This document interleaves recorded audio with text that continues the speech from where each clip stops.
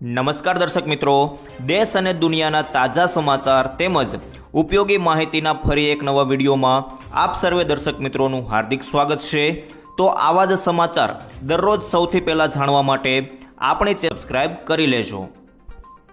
તો મિત્રો, આજના પ્રથમ સમાચાર વિશે જાણીએ તો વરસાદનું જોર વધશે, 4 દિવસ સાવધાન। જી હા મિત્રો, 10 થી 12 ઓગસ્ટ દરમિયાન રાજ્યના ઉત્તર અને મધ્ય ગુજરાત સહિતના મોટા ભાગના વિસ્તારોમાં તેજ પવન સાથે વરસાદી માહોલ રહેશે। આ સમયગાળા દરમિયાન ગાંધીનગર, વાવ, થરાદ, બનાસકાંઠા, પાટણ, મહેસાણા, અરવલ્લી, સાબરકાંઠા, ખેડા, પંચમહાલ, દાહોદ, મહીસાગર અને વડોદરા જેવા જિલ્લાઓમાં 30 થી 40 કિલોમીટર પ્રતિ કલાકની ઝડપે પવન ફૂંકાવાની સાથે ભારે વરસાદની આશંકા છે।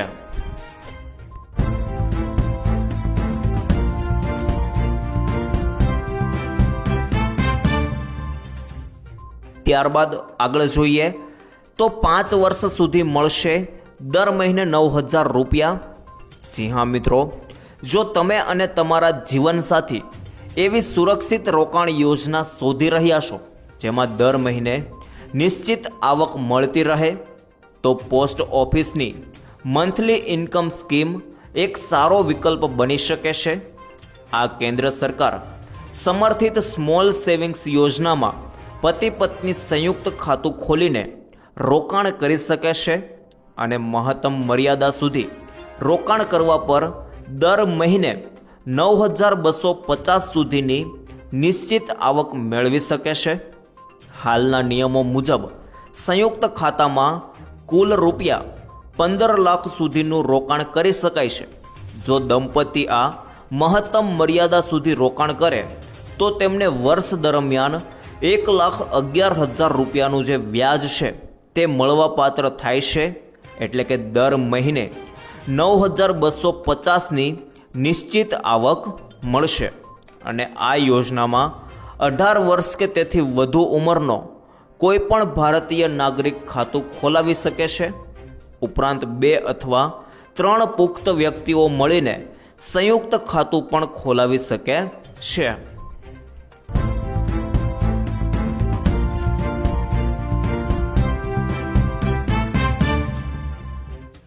ત્યાર પછી આગળ જોઈએ તો યુદ્ધની અસર, વૈશ્વિક લેવલે મંદી।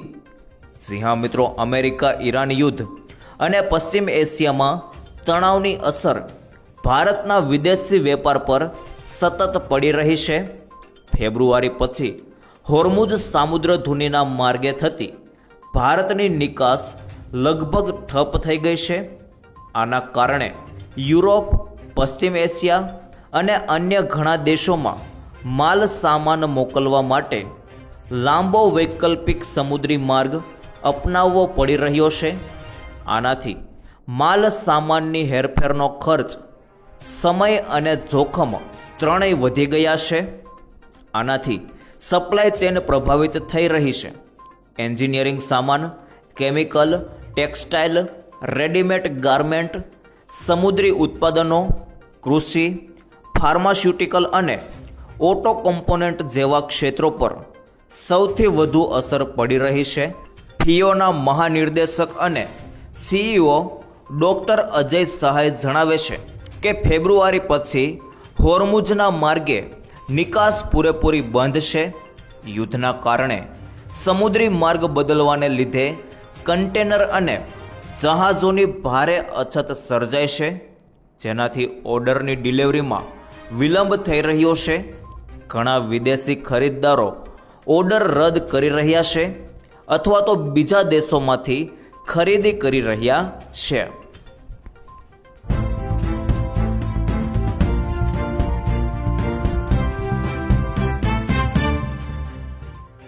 ત્યાર પછી આગળ જોઈએ તો આટલી વસ્તુઓ મોંઘી થશે।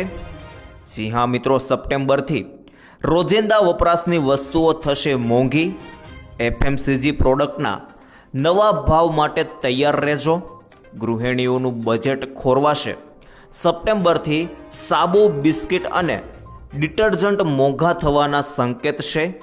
મોંઘવારીના માર વચ્ચે સામાન્ય નાગરિકો અને ગૃહિણીઓના ઘરના રસોડાના બજેટ પર સપ્ટેમ્બર મહિનાથી વધુ એક નવો બોજ પડવા જઈ રહ્યો છે.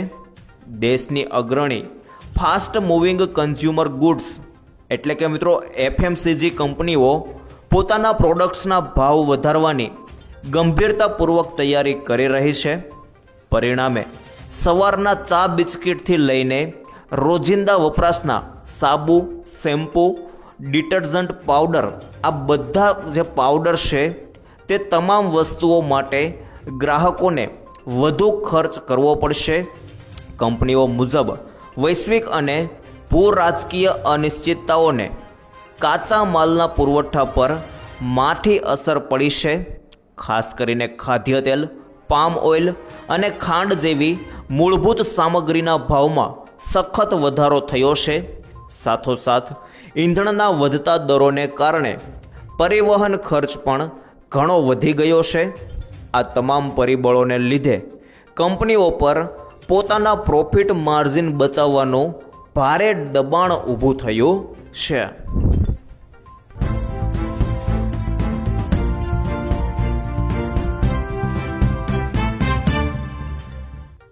ત્યાર પછી આગળ જોઈએ તો ગુજરાતના ખેડૂતોને આખા ભારતના ખેડૂતોનો સાથ. જી હા મિત્રો, જેતપર ખેડૂત આંદોલનમાં રાકેશ ટિકૈતની એન્ટ્રી. જી હા દોસ્તો, હવે રાકેશ ટિકૈત કોણ છે એ વિસ્તારથી જોઈએ તો મોરબીમાં વીજલાઇનના વળતર મુદ્દે લડત ચલાવી રહેલા જેતપરના ખેડૂતોના આંદોલનને હવે ભારતીય કિસાન યુનિયનના પ્રવક્તા રાકેશ ટિકૈતનું સમર્થન મળ્યું છે. રાકેશ ટિકૈતે આજે જેતપર ખેડૂત આંદોલનની છાવણીની મુલાકાત લઈને ખેડૂતો સાથે મુલાકાત કરી અને તેમની સમસ્યાઓ અંગે ચર્ચા કરી હતી અને સાથે ખેડૂતોની લડાઈને સંપૂર્ણ તૈયારી સાથે સમર્થન જાહેર કર્યું છે. રાકેશ ટિકૈતે ખેડૂતોને સંબોધતા જણાવ્યું હતું કે સંયુક્ત કિસાન મોરચો તમારી સાથે છે. ખેડૂત પર અત્યાચાર કરવામાં આવશે તો અમે ચૂપ નહીં રહીએ. તેમણે વધુમાં ચેતવણીમાં સ્વરમાં કહ્યું કે જો અહીંયા ખેડૂતો પર અત્યાચાર થશે તો મુઝફ્ફરનગર, ઉત્તર પ્રદેશ, પંજાબ અને હરિયાણામાં પોલીસ મથકો બંધ થશે અને ઘેરી લઈશું. ખેડૂતો દિલ્હીની ચારે તરફ રહે છે, જરૂર પડશે તો દિલ્હીને પણ ઘેરવાની તૈયારી છે. જેતપર ખેડૂત આંદોલન છાવણીની મુલાકાત બાદ મોરબીના ખેડૂત મહાસભાનું આયોજન યોજવામાં આવ્યું હતું, જેમાં વીજલાઇન માટે જમીન અને વળતર મુદ્દે ટિકૈતે સરકારની નીતિ સામે સવાલ ઉઠાવતા કહ્યું કે કોઈ કમિટી સરકાર શું ભાવ નક્કી કરી શકે છે? કંપનીઓને જમીન જોઈએ છે તો કંપનીઓ ખેડૂત સાથે બેસીને વાત કરવી જોઈએ. ખેડૂતની ઈચ્છા હશે તો સોદો થશે.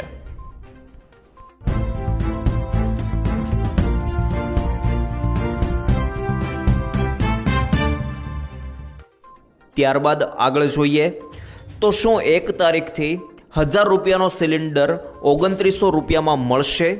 ખાસ જોઈ લો, એલપીજી ગેસ કનેક્શન ધરાવતા ગ્રાહકો માટે 16 ઓગસ્ટની eKYC ડેડલાઇન અને ત્યારબાદ ઘરેલું ગેસ સિલિન્ડરનો ભાવ 1000 રૂપિયાથી વધીને 2900 રૂપિયાની થવાની વાત સોશિયલ મીડિયા અને કેટલાક અહેવાલોમાં ઝડપથી ફેલાઈ રહી છે. જોકે આ દાવાને લઈને મહત્ત્વની સ્પષ્ટતા જરૂરી છે.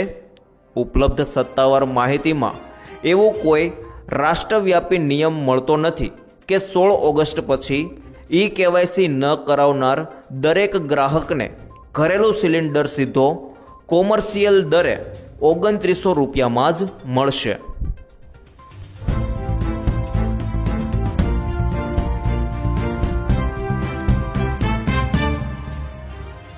ત્યારબાદ આગળ જોઈએ તો 15 ઓગસ્ટથી વાહન નિયમોમાં ફેરફાર.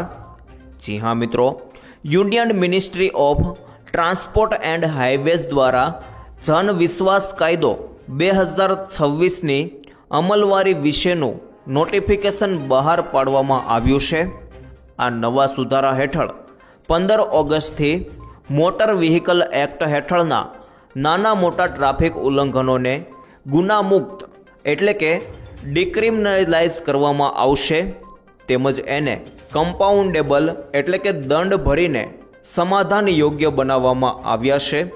નવા નિયમ અનુસાર મોટર વાહન કાયદાની કલમ 200 અંતર્ગત કલમ 177A નો સમાવેશ કરવામાં આવ્યો છે, જેમાં ટ્રાફિકના સામાન્ય નિયમોનો ભંગ, લેનની શિસ્ત ન જાળવવી અને રોડ સાઇડના ઉલ્લંઘન જેવા નાના ગુનાઓ આવરી લેવામાં આવ્યા છે. હવે આ નિયમ ભંગ બદલ ડ્રાઈવરોએ કોઈ ફોજદારી અદાલતના કે કોર્ટના ધક્કા ખાવા નહીં પડે. ડ્રાઈવરો ઈ ચલન અથવા અધિકૃત માધ્યમો દ્વારા નિર્ધારિત દંડની રકમ ભરીને સ્થળ પર જ કેસનો નિકાલ કરી શકશે. સરકારના આ મહત્વપૂર્ણ સુધારાથી વાહન માલિકો, ડ્રાઈવરો અને ટ્રાન્સપોર્ટરોને મોટી રાહત મળશે.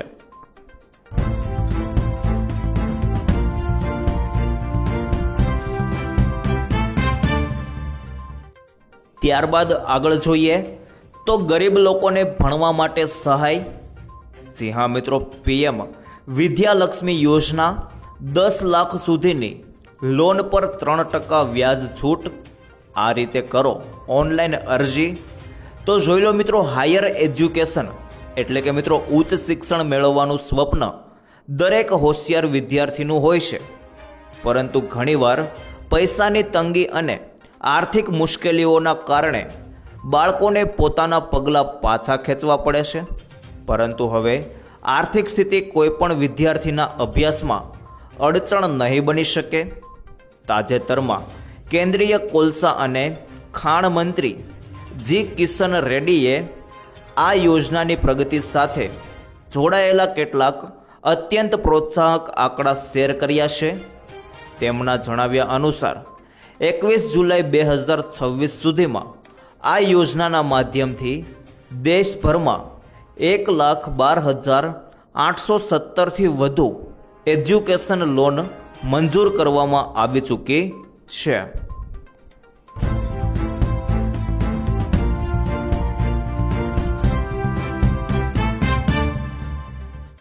ત્યાર પછી આગળ જોઈએ તો આ ખેડૂતોને નહીં મળે 2000નો હપ્તો.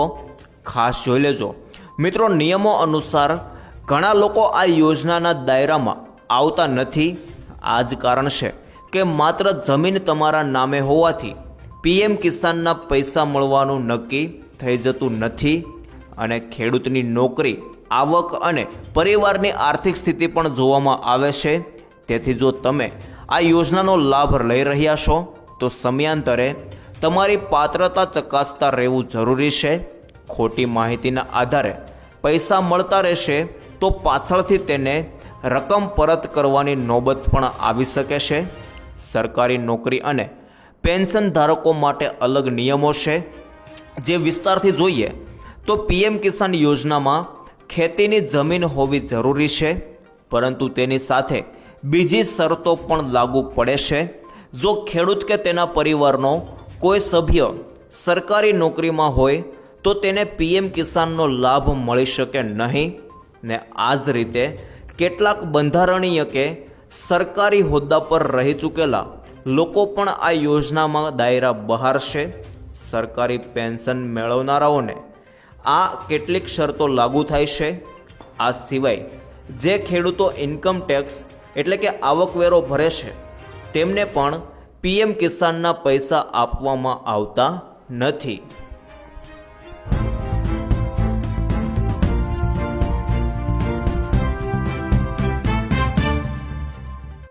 ત્યારબાદ આગળ જોઈએ તો ભારતમાં હવે નોકરીઓ વધશે. જી હા મિત્રો, રોજગારીનો આવશે પૂર. લોકસભામાં પાસ થયેલા આ નવા બિલથી ભારતમાં બદલાઈ જશે મેન્યુફેક્ચરિંગનું ચિત્ર. જી હા મિત્રો, વૈશ્વિક ટેક જાયન્ટ્સ માટે ભારતે ખોલ્યા લાલ જાજમ. ટેક્સના નિયમો બદલાયા અને જાણો દેશને શું થશે મોટો ફાયદો. તો ભારત સરકાર વૈશ્વિક સ્તરે દેશને મેન્યુફેક્ચરિંગ અને ટેકનોલોજી હબ બનાવવા માટે ટેક્સ પોલિસીમાં મોટા ફેરફારો કરી રહી છે. હાલમાં જ લોકસભામાં પસાર કરાયેલ ટેક્સેશન એન્ડ અધર લોઝ એટલે કે મિત્રો અમેન્ડમેન્ટ બિલ 2026 એ દિશામાં એક ઐતિહાસિક પગલું છે. આ નવા બિલનો મુખ્ય ઉદ્દેશ દુનિયાભરની મોટી કંપનીઓને ભારતના લાંબા ગાળાના રોકાણ માટે આકર્ષિત કરવાનો છે, જેમાં ખાસ કરીને 2 વ્યૂહાત્મક ક્ષેત્રો ડેટા સેન્ટર્સ અને ઇલેક્ટ્રોનિક્સ મેન્યુફેક્ચરિંગ પર ધ્યાન કેન્દ્રિત કરવામાં આવ્યું છે.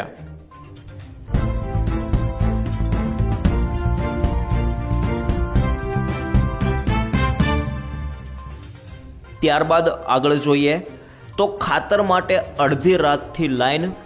જી હા મિત્રો, ભરૂચ જિલ્લામાં જંબુસરમાં ખાતરની અછત વચ્ચે ખેડૂતોની મુશ્કેલી વધી છે. ખાતર મેળવવા માટે ખેડૂતોને રાતથી જ વિતરણ કેન્દ્ર બહાર કતારમાં ઊભા રહેવાની કરજ પડી હતી. સવારે પોતાનો નંબર જળવાઈ રહે તે માટે કેટલાક ખેડૂતોએ લાઇનમાં ચપ્પલ મૂકીને જગ્યા રોકી રાખી હતી. ખાતરનો જથ્થો મર્યાદિત હોવાની જાણ થતાં કેન્દ્ર પર ખેડૂતોની ભીડ સાથે રોષ અને હોબાળાની સ્થિતિ સર્જાઈ હતી.